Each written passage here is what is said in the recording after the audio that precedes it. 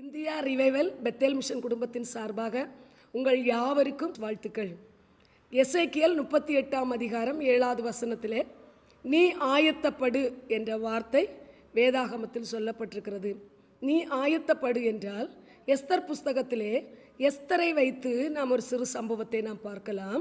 அதிலே சொல்லப்பட்டிருக்கிறது, அகாஸ்வேரு ராஜாவுக்கு மனைவியாக இந்த எஸ்தரை தேர்ந்தெடுக்கும் போது அவளுடைய முறைமை வரும் வரை தன்னை ஆயத்தப்படுத்தி கொண்டிருந்தாள்.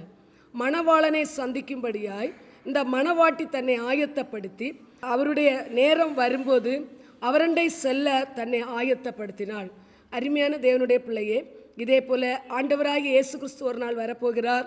நாம் ஒவ்வொருவரும் ஆயத்தப்பட வேண்டும் என்று இன்றைக்கு இந்த வார்த்தை நம்மை பார்த்து சொல்கிறது. எனவே நாம் ஆயத்தப்படுவோம். கர்த்தர் நம்மை ஆசீர்வதிப்பாராக. நாம் ஜெபிக்கலாமா? பரிசுத்த பரலோக பிதாவே, இந்த அருமையான நல்ல நேரத்தை தந்ததற்காய் நன்றி. நாங்கள் ஒவ்வொருவரும் இந்த பூமியிலே வாழ்கிற யாவரும் ஒவ்வொரு நாளும் நாங்கள் ஆயத்தப்படுகிறவர்களாய் மணவாளனாகிய தேவனை சந்திக்க மணவாட்டியலாகிய நாங்கள் உண்மை பின்தொடர்ந்து வர எங்களை நீர் ஆயத்தப்படுத்தும், ஆசீர்வதியும். இயேசுவின் மூலம் ஜெபங்கேளும் நல்ல பிதாவே, ஆமென்.